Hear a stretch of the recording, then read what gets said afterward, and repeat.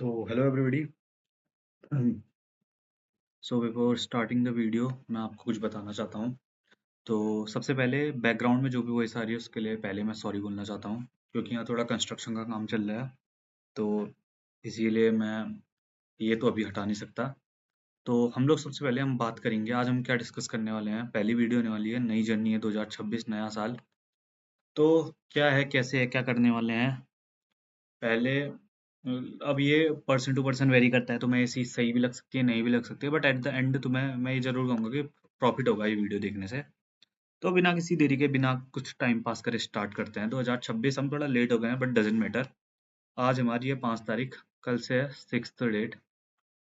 अब सबसे पहले तुमको क्या देखना है, संडे अवॉइड करने हैं जितने हैं। मतलब अपने माइंड में ये संडे मंडे वाला कॉन्सेप्ट छोड़ दो। मतलब Sunday Monday Tuesday Wednesday Thursday Saturday Sunday को रेस्ट करेंगे ऐसा वाला, ये सब छोड़ दो। अभी जो मैं बताने जा रहा हूँ वो कंसिडर करना तुम। सबसे पहले हमारे गोल्स क्या होने वाले हैं। हमारे जो शॉर्ट टर्म गोल हैं, यानी कि जो हमारे शॉर्ट टर्म गोल हैं, हम क्या क्या, मैं जो पर्सनली करने वाला हूँ वो है fitness. One of the thing जो है फिटनेस, जो सबसे जरूरी है। मतलब ड्यूरिंग द प्रिपरेशन बहुत सारे लोग अवॉइड कर देते हैं, इससे होता क्या है, मैं तुमको बड़ा बड़ा फास्ट फास्ट में बता देता हूँ। फिटनेस जिस दिन तुम अवॉइड करोगे, एक तो तुम्हारी हेल्थ बिगड़ेगी प्रिपरेशन के ड्यूरिंग। सबसे बेकार चीज होती है, एक रीजन ये है। दूसरा रीजन सिंपल सा बताऊं, तो कहीं ना कहीं अगर तुम एक फिटनेस वाली जर्नी में रहते हो, तो तुम्हारा माइंड एक कॉम्पिटिटिव नेचर में रहता है और एक हेल्थी माइंड रहता है। मतलब लर्न करने के लिए चीजें हमेशा वेलकम करता है। बट जब तुम एक आइसोलेट कर देते हो खुद को, जब तुम्हारी बॉडी आइसोलेट हो जाती है, उसी तरीके से तुम्हारा ब्रेन है वो स्टॉप कर जाता है वर्किंग करना उस तरीके से। सो फिटनेस जरूर रखना। दिन का 1 से 2 घंटे तुम दे दोगे, कुछ नहीं बिगड़ेगा। बात करें उसके बाद, जो अब ये शॉर्ट टर्म गोल कब से कब तक है, ये 4 मंथ्स गोल है। देखो मैंने कितनी सही चीज बता रखी है। 4 मंथ्स के गोल है हमारे। हमने एक साल को 3 क्वार्टर्स में डिवाइड कर रखा है। हर एक क्वार्टर में अपनी प्रोग्रेस को ट्रैक करेंगे। तो 4 महीने में सबसे पहले अल्टीमेट गोल हमारी फिटनेस। जो मोटा है भाई वेट घटा लो, जो पतला है अपना वेट बढ़ा लो, अपनी हेल्थी शरीर लाओ, अपने हाइट के हिसाब से हेल्थी शरीर लाओ। मैं अपनी फिटनेस तुमको दिखाऊंगा और आफ्टर 4 मंथ ट्रांसफॉर्मेशन भी दिखेगा तुम्हें। मैं कोई जिम में नहीं जाने वाला हूँ, only running is the source. उसके अलावा हल्की फुल्की जो वर्कआउट होती है। अपार्ट फ्रॉम दैट, उसके अलावा मैं करने वाला हूँ 4 नॉवेल्स कंप्लीट। ये मेरे लिए रीडिंग में हेल्प करेंगी, इसीलिए मैं कर रहा हूँ। रीडिंग के अलावा नॉवेल्स विल बी लाइक तुम्हारा एक थोड़ा माइंडसेट खोलेगा। ये नॉवेल्स कैसी नॉवेल्स होंगी, फर्स्ट ऑफ ऑल ये फ्रिक्शनल स्टोरीज वगैरह वाली नहीं है। ये मोस्टली या तो ऐसी होंगी, दो सेल्फ हेल्प ग्रुप वाली, सेल्फ इम्प्रूवमेंट से रिलेटेड होंगी, और दो शायद मैं स्टोरी के नॉवेल्स पढ़ लूँ, ये हो सकता है। 4 नॉवेल्स पढ़ूंगा मैं पर्सनली। तुम इसके अलावा कुछ और जो तुम्हें पसंद है वो कर सकते हो। Gratitude is one of the most important thing. ऐसा मैं क्यों बोल रहा हूँ, मतलब इस दुनिया में like we are surrounded from like बहुत सारी चीजें हमारे अराउंड, बट हमारे अंदर मतलब हमारा माइंड कैसे वर्क करता है बताया, जब हम इस फेज में होते हैं हम always we look up to the negative side. So यही चीज अवॉइड करने के लिए हम लोग ग्रेटिट्यूड प्रैक्टिस करेंगे डेली। मॉर्निंग में जब उठो 5 मिनट बैठना, सोचना क्या तुम्हारी लाइफ में अच्छी हैं चीजें, क्या चीजें अगर तुम अचीव करना चाहते हो। और मतलब कुछ ऐसी चीजें यार, अगर मतलब हमें रहता है ना कि हमारी लाइफ में ये नहीं है वो नहीं है, पर तुम कभी उन लोगों के हिसाब से सोचो जिनके पास वो चीजें है ही नहीं। मतलब जो तुम्हारे पास है वो चीजें है ही नहीं, तो उनके हिसाब से सोचना। Gratitude is one of the thing जो तुम्हें प्रैक्टिस करनी है। स्पिरिचुअलिज्म ये personal choice, I don't think कि तुम्हें करना चाहिए या तुम्हें नहीं करना चाहिए, तुम्हारे ऊपर डिपेंड करता है। But for me it is one of the goal जो मैं करना चाहता हूँ प्रैक्टिस। इसके अलावा भी छोटे मोटे टास्क हैं, वो आगे हम लोग डिस्कस करेंगे। मैंने अभी इस पे मेंशन नहीं किया है स्लाइड्स पे। बट मेरे जो मेन गोल्स है, फिटनेस, 4 नॉवेल्स कंप्लीट करेंगे, gratitude is one of the important thing, spiritualism, और इसमें एक शॉर्ट टर्म में क्या बोल सकते हैं, शॉर्ट टर्म नहीं बोलूंगा, हाँ शॉर्ट टर्म में इंक्लूड कर सकते हो, no fast food. No fast food, okay. No fast food is not like कि कंप्लीटली अवॉइड करना, बट ऐसा होना चाहिए कि कम करना। मैं बहुत ज्यादा खाता हूँ, मैं झूठ नहीं बोलूंगा, बहुत ज्यादा खाता हूँ। एक एक्सट्रीम वाली लिमिट होती है, मैं उस लिमिट में आता हूँ, तो उसको अवॉइड करना है। तो ये एक गोल है। अब बात करें, सो सबसे मेजर गोल्स हैं जो लॉन्ग टर्म गोल्स, ये इंपॉर्टेंट मैटर करते हैं। सबसे पहले देखो, अल्टीमेटली मिडिल क्लास की सबसे बड़ी झमेला क्या है, ड्रीम जॉब। ड्रीम जॉब या जॉब, एक जॉब पकड़ो। इसके बारे में मैं तुमको आगे कभी बताऊंगा, जॉब क्यों जरूरी है इस टाइम पे। उसके आगे तुम मतलब बहुत सारी चीजें तुम करना चाहते हो, बट अभी एक जॉब पकड़ना क्यों जरूरी है अगर तुम मिडिल क्लास और लोअर मिडिल क्लास से आते हो। तो एक ड्रीम जॉब, इसके ऊपर काम करेंगे। माइंडसेट सबसे इंपॉर्टेंट चीज है। मैं ऐसा मानता हूँ कि तुम अभी कोई बच्चे हो नहीं जो उसको देख रहे हो, so you know how important the mindset is. तो इसके बारे में ज़्यादा बोलूंगा नहीं, माइंडसेट किस तरीके से इम्प्रूव करेंगे हम आगे ड्यूरिंग द जर्नी, बहुत सारी चीज़ें देखेंगे। इसके अलावा एक स्किल जो मैं अपने आप की डेवलप करना चाहूँगा, ये लॉन्ग टर्म गोल होंगे जो हमारे 1 ईयर वाले रहते हैं मेजरली। हम 1 ईयर में कंप्लीट करने की सोचेंगे सारे के सारे। और मेरे अंदर जो सबसे गंदी आदत है, डोंट रन बिहाइंड परफेक्शन, को एक ऐसी आदत पकड़ना जिसको तुम्हें कंप्लीटली चेंज करना है। मेरी क्या आदत है मैं तुमको बता दूं, लाइक अगर मैंने अपना डे शेड्यूल किया सुबह से लेके शाम तक का, अगर मैंने उसमें से कुछ घंटे बर्बाद कर दिए, लाइक मेरा वैसा अकॉर्डिंग टू प्लान नहीं गया, तो मेरा होल डे वेस्ट चले जाता है। तो ये चीज़ मैं हटाना चाहता हूँ कंप्लीटली। तो ये भी एक मेरा टारगेट रहेगा। तो ये है रहे हमारे शॉर्ट टर्म और लॉन्ग टर्म गोल। इसके अलावा तुम्हें जो लगता है तुम अपनी लिस्ट में ऐड करना, क्योंकि अल्टीमेटली ये एक काइंड ऑफ रोड मैप होना चाहिए कि तुम्हें क्या अचीव करना है ये 4 मंथ्स के अंदर, जो तुम अचीव कर सकते हो। रियलिस्टिक गोल्स डालना, ऐसा नहीं कि कुछ भी डाल दो। अब हम बात करते हैं, अब ये तो हो गया, अब मेनली अब जो हम जॉब की बात करते हैं, मेनली हम जिस चीज़ पे हमारा चैनल होने वाला है, तो क्या है हमारे पास अपॉर्चुनिटीज क्या नहीं है। मैं तुमको एक क्लियर क्लियर करके सब चीज बताऊंगा, कितनी अपॉर्चुनिटीज ट्रूली तुम्हारे पास हैं, कितनी नहीं है। अगर तुम लाई करते हो 18 से 25 के बीच में, ये मतलब मोस्टली उनके लिए है, क्योंकि मोस्टली मैं मानता हूँ कि इसी बीच में सारे के सारे लोग होंगे। इसमें रिजर्वेशन वगैरह हटा देना। देखो सबसे पहले मैं क्या कर रहा हूँ, ये तुमको पता होना चाहिए। मैं एसएससी का स्टूडेंट हूँ, और मैं अभी खुद 20 साल का हूँ, और मेरी ग्रेजुएशन हो चुकी है। तो अब मेरे पास क्या करियर अपॉर्चुनिटीज हैं, और मैं तुमको एक चीज बताने जा रहा हूँ, मैंने एसएससी पढ़ा है, इतने अच्छी से नहीं पढ़ा है कि मेरा एग्जाम निकल जाए। मैंने इससे पहले 2-3 एग्जाम दिए, बट मुझे नहीं लगता कि आई एम कैपेबल इनफ कि मैं वो एग्जाम क्लियर करूँ। तो ये साल में हम ऐसा क्या करेंगे कि इससे चीजें चेंज हो जाए। सबसे पहले मैं तुमको अपॉर्चुनिटीज बता देता हूँ, तुम ऐसे भ्रम में मत रहना कि हमारे पास ऑप्शंस नहीं है। अगर तुम एसएससी ढंग से पढ़ रहे हो, एफ कैट फर्स्ट, जो कि हाल ही में आने वाला है, 31 जनवरी को है, जो ये तुम क्लियर कर सकते हो अगर तुमने एसएससी पढ़ा है। एफ कैट 2 जो कि आएगा बाद में, आफ्टर अप्रैल मई जून, वो बाद में होता है, सेकंड टर्म में होता है। तो ये एक ऑप्शन है। सीडीएस 1 जो कि तुम्हारा 13 अप्रैल को डिसाइड हुआ है, डेट है जिसकी होने वाला है। वैसे सेकंड सीडीएस तुम दे सकते हो। असिस्टेंट कमांडेंट कोस्ट गार्ड, ये इसका एग्जाम जो है काफी रिलेट करता है टू द एसएससी के फॉर्मेट से।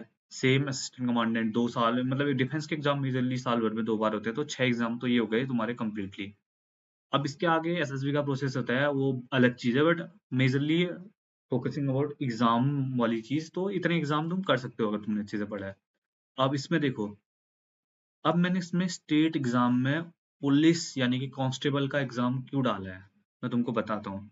देखो, मेरी जो वन ऑफ द मेजर चीज जो मैं इम्प्रूव करना चाहता हूँ, फिटनेस है। अगर मेरी फिटनेस अच्छी होगी, तो कांस्टेबल का जो एग्जाम है, बेसिकली मैं उत्तराखंड से बिलोंग करता हूँ, मैंने जितना नोटिस करा है, if you are able to 100 में से स्कोर कर सकते हो तुम 90+, तो तुम इजीली एग्जाम क्लियर कर सकते हो। क्योंकि तुम्हें मुश्किल से, इस बार जो हमारी कट ऑफ गई थी, यहाँ 130 गई थी, मुश्किल से 40 मार्क्स लाने थे तुमको एग्जाम में, 100 में से 40 मार्क्स लाने थे। इतना तो मैं कह सकता हूँ, अगर तुम 20 क्वेश्चन भी सही करके आ रहे हो, तुक्के मार के भी कर रहे हो, तुम्हारा एग्जाम निकल सकता है। इतनी पॉसिबिलिटी थी इस बार। तो उन चीजों को साथ में रखे, फिर इसमें रीजनिंग एंड ऑल होता है, तुम कर सकते हो, ऐसा नहीं है। और इसके अलावा आईबी, इसका एग्जाम हर साल नहीं आता है, बट मेजरली होगा एग्जाम हर साल। हर साल तो नहीं होगा, बट आ जाता है एग्जाम। अभी इस साल आया था, सो आएगा शायद। आईबीज के अलावा बहुत सारे एग्जाम्स होते हैं, बहुत सारे, मतलब एसएससी फॉर्मेट के, तो इसमें बहुत सारे एग्जाम होते हैं। मैं इसको एक एक करके ऐड नहीं करवा सकता हूँ। मेजरली ये 8 एग्जाम तो तुम्हें मिलेंगे मिलेंगे साल भर में, 8 ना भी मिले, 7 तो फिक्स हैं। 7 एग्जाम तो तुम्हें माइनस फिक्स हैं ये कि होंगे होंगे। अब बात करते हैं तुम्हारे मेन फोकस, जिन पे तुम्हें ज्यादा फोकस करना है। देखो, एसएससी जीडी जो कि अभी होने वाला है रिसेंटली, सबको पता है एसएससी का फॉर्मेट, अगर तुम बच्चे हो तो एसएससी का तुम्हें पता रहता है। देखो, इसमें मैंने एक एग्जाम मिस कर दिया, मुझे भी पता चला हो, बट मैं तुमको एसएससी जीडी जो कि अभी होगा मार्च अप्रैल के बीच में, ये तुम इजीली क्लियर कर सकते हो। इसके लिए फिटनेस चाहिए, तभी हम, running is one of the important thing जो हम करेंगे। उसके बाद सबसे queen of SSC, SSC CGL, जिसके एग्जाम में भी टाइम है 6-7 महीने का, तो अभी से करेंगे तभी कुछ चीजें होंगी। Same as CHSL, mini queen of SSC. उसके अलावा एसएससी सीपीओ, ये कह सकते हो तुम दरोगा बनोगे इससे, one of the best post in SSC. इसमें थोड़ा competition as compare to CGL और सीएचएसएल कम रहता है, तो ये फिटनेस तुम्हारी अच्छी है तो यहाँ पे तुम्हें एडवांटेज मिलेगा।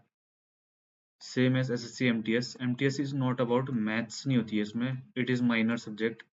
तो SSC MTS is also an opportunity. Delhi police का एग्जाम होता है, इस बार हो रहा है, मैं स्किप कर रहा हूँ बट है एग्जाम, देने वाले दे रहे हैं, 2-3 एग्जाम है, 3 पोस्टों के लिए आया था। रेलवे के एग्जाम होते हैं इस बार, रेलवे कंटिन्यूसली अब तो एसएससी के अंदर इंक्लूड कर दिया, तो तुम एक्सपेक्ट कर सकते हो कि साल भर में एक एग्जाम तो डन होगा ही होगा। जिस हिसाब से एग्जाम्स हो रहे हैं तो तुम पॉसिबिलिटी ऐसा लगा सकते हो कि एग्जाम होंगे इसके। तो अराउंड अराउंड तुम्हारे 15 प्लस एग्जामिनेशंस हैं अगर तुम प्रिपरेशन ढंग से करते हो। समझ में आया सभी को? 15 प्लस एग्जामिनेशन है अगर तुम ढंग से प्रिपरेशन करते हो, इंक्लूडिंग मी एज वेल। अब ये तो हो गया हमारे पास अपॉर्चुनिटीज का, अब क्या और कैसे करना है, जितना मैं जानता हूँ मैं उस हिसाब से बताऊंगा। ऐसा नहीं है कि मैं कोई गुरु हूँ या मतलब तुम्हें गाइड कर सकता हूँ कि ऐसा करो ऐसा करो, जितना मैं जानता हूँ। देखो टाइम वेस्ट नहीं करना चाहता मैं किसी का, फटाफट फटाफट करेंगे। और मैं तुम्हें कोई ऐसा आईआईटी वाला टाइम टेबल देने वाला हूँ नहीं 15 से 16 घंटे का, क्योंकि अनरियलिस्टिक है वो थोड़ा बहुत। क्योंकि यार मैं भी जानता हूँ कि मतलब इसमें एवरेज बच्चा होता है, जिसको पढ़ना होता है वो इन वीडियो को नहीं देखेगा। देखेगा भी तो मतलब यार एक होता है कि वो अपना माइंड यूज करेगा, और तुम्हें बनाना भी है तो मतलब रियलिस्टिक बनाना है, क्योंकि मैं जानता हूँ 15-16 घंटे बैठना क्या होता है, इतना आसान नहीं होता है। और इसके लिए माइंडसेट चाहिए होता है बहुत पहले से, और ये लॉन्ग टर्म के लिए चीज है ही नहीं, कोई नहीं बैठ सकता है 15-16 घंटे रोज। तो ये चीज हटा दो। बस 10 आवर का शेड्यूल है रोज का, कंसिस्टेंसी मेंटेन करना। इसके बाद में सबसे जरूरी चीज जो मैं तुमको बताऊंगा वो है काम की। सबसे पहले फटाफट बिना बकचोदी के, मैथ्स में इस बार सिलेबस चेंज हुआ था, ये हुआ वो हुआ सबने बोला, क्वेश्चन तुमने देख रखे होंगे, जैसा पहले पूछता है वैसा ही पूछा, कुछ नई चीजें आई हैं वो हम लोग मॉक करेंगे तब हमें पता चल जाएगा। तो देखो सबसे पहले पिनैकल करेंगे, जिसके बाद जो मूड गए वो अपने हिसाब से कर लेना। ये शेड्यूल, ये जो चीज मैं बता रहा हूँ सब में फॉलो हो जाएगी। पिनैकल पकड़ मतलब हम अभी अभी के हिसाब से पिनैकल के हिसाब से चलते हैं।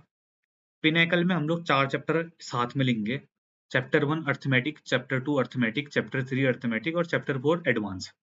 क्यों ऐसा? क्योंकि अभी मेरा जो है एपकैट का एग्जाम है वो नजदीक है, इसीलिए मैं थोड़ा जल्दी जल्दी करने की सोचूंगा, क्योंकि मैं थोड़ा टच में रहूंगा, क्योंकि उसमें एडवांस नहीं आती है। तो ये 3 अर्थमेटिक के चैप्टर हो गए, एडवांस साथ में एक चैप्टर। अगर जिसको थोड़ा अजीब लग रहा है, 2 अर्थमेटिक लो 2 एडवांस। अब मैंने यहाँ पे क्वेश्चंस की लिमिट रखी है 25। क्यों रख रखी है ये मैं तुमको बहुत क्लियर बोल देता हूँ, क्योंकि तुम्हें लग रहा होगा अभी ये 30 क्वेश्चन तो कुछ भी नहीं होते हैं ये वो सो। अगर तुम सॉल्व करने अच्छे से जाओगे उसमें कुछ क्वेश्चन ऐसे मिलेंगे जो तुम्हें समझ में नहीं आएंगे, और तुम उनको सॉल्व करोगे उसमें और टाइम लगेगा। तो यहाँ अराउंड अराउंड 3 घंटे के अंदर तुम्हारी मैथ्स हो जानी चाहिए, क्योंकि हमें और सब्जेक्ट भी पढ़ना है, ऐसा नहीं है कि मैथ्स मैथ्स पढ़ना है। तो अर्थमेटिक का एक चैप्टर, एडवांस का एक चैप्टर, 25-25 क्वेश्चन रोज करना। 30 मिनट का टाइमर इसके लिए लगाना, 30 मिनट का टाइमर नहीं, इसके लिए लगाना तुम 20 मिनट का टाइमर, इसके लिए लगाना तुम 20 मिनट का टाइमर। 40 मिनट, बचे हुए 20 मिनट में दोनों क्वेश्चन चैप्टरों का क्वेश्चन का एनालिसिस करना। अगर दो 20 मिनट में नहीं भी होता है, 30-40 जितने मिनट में, क्योंकि मेन होता है एनालिसिस, जिसमें तुमने टाइम खाया वो होता है मेन समझाना। अगर जिसको कम लग रहे हैं 30 क्वेश्चन कर देना, 30 क्वेश्चन भी मेरे हिसाब से ठीक है, मैं भी शायद 30 क्वेश्चन ही करूँ। सेम ऐसा ही इसको एक स्लॉट में करना, स्लॉट 1, इसको स्लॉट 2, और दोनों साथ में मत करना, क्योंकि मैं बताता हूँ देखो इससे तुम्हारा क्या होगा। एक तो हमारे जो मॉक होता है, मॉक किस हिसाब से डिजाइन होता है, एक बार में सीजीएल का पेपर दोगे 25 क्वेश्चन, सबसे ज्यादा क्वेश्चन सीपीओ में होता है 50 क्वेश्चन, तो 50 क्वेश्चन एक बार में तुम सॉल्व कर रहे हो 2 चैप्टर हो गए। सेम ऐसे स्लॉट 2, एक ही बार में मत करना, तुम्हारा दिमाग कहीं हो जाएगा अजीब सा, तो अलग अलग करना दोनों को। 2 स्लॉट हो गए, ये 3 घंटे का ये हो गया शेड्यूल तुम्हारा, मैक्सिमम 3 घंटे। अगर जो जल्दी निपटा सकता है निपटा लेना।